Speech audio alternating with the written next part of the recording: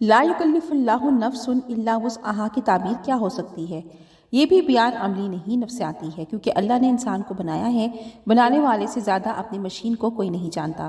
ہر انسان کو انفرادی طور پر خدا جان رہا ہوتا ہے۔ اگر میرے اختیار میں ہو تو ذرا سی مصیبت سے گھبرا کے میں کہہ سکتا ہوں کہ اے میرے پروردگار، مجھ میں صبر نہیں ہے، طاقت نہیں ہے، مجھ سے یہ ابتلا اور مصیبت اتار دے۔ اللہ اپنی مشین کی استعداد سے واقف ہے۔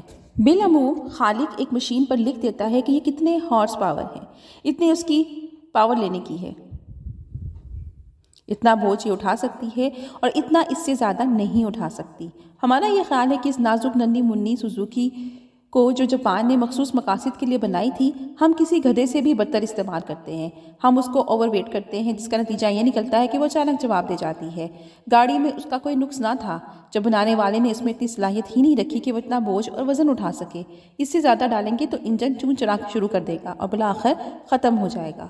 5 سال کی زندگی جو اس کی ریکارڈڈ ہے، وہ آدھے سال میں ختم ہو جائے گی۔ اب انسان کا یہ حال ہے کہ مصیبت اسے ہر حال میں دیکھتی ہے۔ اللہ کہتا ہے کہ ہم انسان کو خوف، بھوک، نقص، اموال، کیفیات، ذات اور مال و اولاد کے نقصانات سے آزمائیں گے، اور اللہ کہتا ہے کہ آپ کو اس مصیبت سے نجات نہیں ہوگی سوائے ایک طریقے کے، اور وہ طریقہ یہ ہے کہ جو ہی کوئی بلا آپ تک پہنچے فوراً سر تسلیم خم کیجیے اور کہہ دیجیے کہ اے پروردگار، میں تیرا اندیا سمجھ گیا ہوں، میں سمجھ گیا ہوں کہ یہ تو نے بلا بھیجی ہے۔ اس کو تو وہ اس وقت ہی لٹائے گا جب میں انا للہ و انا الیہ راجعون کا مفہوم پورا کروں گا۔ آپ نہ کہیں گے تو آپ کی مصیبت اور لمبی ہو جائے گی۔ جس دن آپ نے بڑی تسلی سے کہہ دیا اے پروردگار، ٹھیک ہے یہ تمہاری طرف سے آئی ہے، تمہاری طرف ہی لوٹ جائے گی، میں نے اسے قبول کیا اور تجھ سے رحمت اور بخشش کی امید رکھی، یہ ایسی انٹلیکچوئل اپروچ ہے کہ پروردگار کہتا ہے نہ صرف یہ کہ میں اس کی مصیبت دور کروں گا، بلکہ میں اس کو ایک صحیح انٹلیکچوئل جانتے ہوئے اولئک علیہم صلاۃ من ربہم ورحمۃ واولئک ھم المہتدون، میں ان پر دائمی درود و سلام اور اپنی رحمت بھیجوں گا، کیونکہ یہ وہ لوگ ہیں جو بجا طور پر حقیقت کو سمجھتے ہیں۔ انسان کا عزلت کا ایک طریقہ ہے، چونکہ اس نے پہلے اس نوعیت کی مصیبت برداشت نہیں کی ہوتی، اس لیے مصیبت آتے ہی وہ چیخ و پکار میں لگ جاتا ہے کہ مجھ میں برداشت نہیں، میں مر رہا ہوں، میں جا رہا ہوں، اور خدا اس پر ہنس رہا ہوتا ہے کہ میں نے تجھے اتنی زیادہ استعداد دی ہے، ابھی تو اس کا آغاز ہی نہیں ہوا کہ تو نے چیخنا چلانا شروع کر دیا۔ پھر جن لوگوں پر مصیبت آئی اور وہ زیادہ چیخے چلائے، ان کا خیال تھا کہ ہم ایک دن بھی برداشت نہیں کر سکتے، انہوں نے 1 سال وہی مصیبت برداشت کی، اس لیے کہ انہیں یہ تمام کلفت برداشت کرنے کی اپنی استعداد کا اندازہ نہیں تھا، لیکن خدا جانتا تھا، اس لیے وہ مصیبت ان پر ایک وقت ٹھہری اور اس کے بعد ان کو ریلیف دیا گیا۔ یہاں ایک اور بات اہم یہ ہے کہ عذاب اور آزمائش میں تھوڑا سا فرق ہے۔ عذاب کی کیفیتوں میں سکون نہیں، عذاب بہرحال ایک سزا ہے، مگر سزا کیوں ہے؟ قرآن حکیم میں اللہ تعالیٰ نے فرمایا ما یفعل اللہ بعذابکم، مجھے کیا پڑی ہے کہ تمہیں عذاب دوں، وَإِن شَكَرْتُمْ وَآمَنْتُمْ، اگر تم میری یاد والے ہو اور ایمان والے ہو تو مجھے کیا ضروری ہے کہ میں تمہیں عذاب دوں گا۔ کان اللہ شاکرا علیما، یہ بڑا اہم اور ایک سائنسی قانون ہے جو اللہ نے قرآن میں دیا ہے کہ اگر آپ کسی تکلیف، دکھ یا عذاب کا درد محسوس کر رہے ہیں اور یہ جاننا چاہتے ہیں کہ یہ کیوں ہے، اور آپ کو خدا کا یہ قانون پتہ ہو ما یفعل اللہ بعذابکم ان شکرتم وآمنتم، تو آپ یقین جانیے کہ جب آپ شکر شروع کریں گے اور اللہ کو یاد کرنا شروع کریں گے تو آپ کا وہ عذاب ٹل جائے گا۔ یہ تمام مبادلاتی اور سائنسی قانون ہے کہ عذاب خدا کی یاد کی مقدار اور گہرائی کے مبادلے کے ساتھ وابستہ ہے۔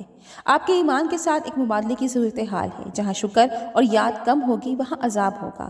آج کل آپ کے معاشرے میں ایک بہت بڑا عذاب آیا ہوا ہے۔ ہر آدمی کثرت سے یہ کہتا سنائی دیتا ہے کہ میری ناکامی کی وجہ یہ تعویذ ہو گیا، وہ سایہ ہو گیا، یہ جادوگری ہو گئی، یہ ہو گیا، وہ ہو گیا۔ سوال یہ ہے کہ یہ کیوں ہو گیا؟ یہ تو ہونا ہی ہے، تعویذ تو ہوتے ہی ہیں، تعویذ اور جادو باہر سے نہیں ہو رہا۔ یہ بھی پروردگار عالم نے ایک بڑا سادہ سا قانون بنایا ہے، ومن یشاء عن ذکر الرحمن، کہ جو ذکر رحمان سے غافل ہوا نقیض لہو شیطان، ہم اس پر ایک شیطان کو غالب کر دیتے ہیں، وہو لہو قریب، وہ اس کے قریب رہتا ہے۔ اگر آپ اللہ کے ذکر سے غافل ہوں گے تو یقیناً کوئی شیطان آپ پر غالب ہو جائے گا۔ ایک اور بات پر غور کیجئے کہ کتنے آسان نسخوں کو ہم بھلائے رہتے ہیں۔ پروردگار عالم نے ایک قانون دیا ہے، قرآن حکیم میں فرمایا الا بذکر اللہ تطمئن القلوب، یہ لا ہے، قانون ہے، خبردار کر کے کہہ دیا کہ میری یاد کے بغیر تمہیں دل کا اطمینان نہیں ملے گا۔ باقی مل سکتے ہیں، جسمانی سکھ مل سکتا ہے، پسند کی بیوی مل سکتی ہے، عہدہ مل سکتا ہے جس کے لیے آپ نے جدوجہد کی، مگر اگر تم پوری زندگی بھی جدوجہد کرو گے تو میری یاد کے بغیر تمہیں اطمینان قلب نہیں مل سکتا۔ اگر ہمارا خدا پر یقین و اعتقاد ہے اور جب میرے پروردگار نے مجھے اور آپ کو یہ بتا دیا ہے تو پھر یہ بتائیے کہ کون ایسا شخص ہے جسے اطمینان قلب کی ضرورت نہیں؟ اگر ہم سب کو اس کی شدید ضرورت ہے تو اطمینان قلب کا واحد اصول اللہ نے یہ بتایا ہے کہ یہ میری یاد ہے، اس کے سوا میں تمہیں کسی قیمت پر اطمینان قلب نہیں دوں گا۔ کیا اس کے علاوہ کوئی اور رستہ آپ کو نظر آتا ہے؟ کیا خدا کی یاد کے بغیر آپ اطمینان قلب حاصل کر سکتے ہیں؟ اس کے باوجود انسانی ضد کا یہ حال ہے کہ وہ ذکر و تسبیح اور یاد الہی سے گریز کرتا ہے اور پھر بھی اطمینان قلب ڈھونڈتا ہے۔ یہ اطمینان قلب کس نوعیت کا ہے؟ اللہ نے بات بالکل واضح کر دی ہے کہ میں اپنے دوستوں پر سب سے بڑا انعام دو صورتوں میں کرتا ہوں۔ جب کوئی میرا دوست بنتا ہے تو اللہ ان اولیاء اللہ لا خوف علیہم ولا ہم یحزنون، تو میں ان کے دلوں سے خوف اور انتشار ختم کر دیتا ہوں۔ عجیب بات یہ ہے کہ 1500 برس پہلے اللہ نے وہ دو لفظ استعمال کیے جن کے مساوی آج ہمارا سوشل سیٹ اپ ہے۔ تمام سوسائٹی صرف ان دو لفظوں کی زد میں ہے۔ یہ خوف اور فرسٹریشن کا ڈر ہے۔ ایک بچے سے لے کر کسی بوڑھے تک ہم انہیں ہر دو چیزوں میں مبتلا پاتے ہیں۔ اللہ آپ کو وعدہ دے رہا ہے کہ میں اپنے دوستوں کو خوف و حزن سے بے نیاز کر دیتا ہوں۔ یہ ہمارے لیے ایک اچھا چانس ہے کہ ہم کم از کم پروردگار عالم کی اس قول کو آزما کے تو دیکھیں۔ ہم اطمینان قلب کے لیے اس کی یاد اور محبت اختیار تو کر کے دیکھیں۔ اس نے کہا جیسے چاہو مجھے یاد کرو۔ اس نے ہر قسم کا انداز اور پابندی اٹھا دی۔ ذکر آپ کی استطاعت قلب، اطمینان قلب آپ کے ذہن اور آپ کی تمام استطاعت میں اضافہ کرتا ہے۔ وہی چیز جو پہلے آپ کا برداشت نہیں ہوتی تھی وہ خدا کی یاد کے ساتھ قطعاً قابل برداشت ہو جاتی ہے۔ اب سوال یہ پیدا ہوتا ہے کہ تسبیحات و ذکر کا جو انداز ہے خدا نے ان میں توجہ کا ارتکاز تلقین نہیں فرمایا۔ ارتکاز میں ایک غلطی ہے کہ توجہ کے ارتکاز سے پہلے بہرحال آپ کو کوئی خیال قائم کرنا ہوتا ہے۔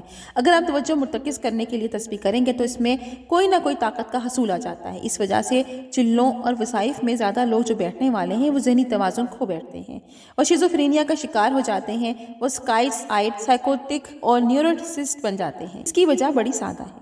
خدا کی یاد کے پیچھے طلب اور آرزو تو عالم انسان کی تو ہو سکتی ہے مگر کوئی اختیار اور طاقت کا حصول نہیں ہوتا۔ کوئی چلہ اور کوئی وظیفہ ایسا نہیں جو خدا سے کوئی چیز زبردستی چھین سکے۔ ہم نے انتہائی انکسار اور محبت سے خدا کو یاد کرتے ہوئے اس سے اپنا اطمینان قلب حاصل کرنا ہے، اپنی شناخت اور اپنی خامیوں کی آگہی طلب کرنی ہے۔ یہ ذکر یہی کام کرتا ہے، اس سے بڑا کوئی کام نہیں کرتا۔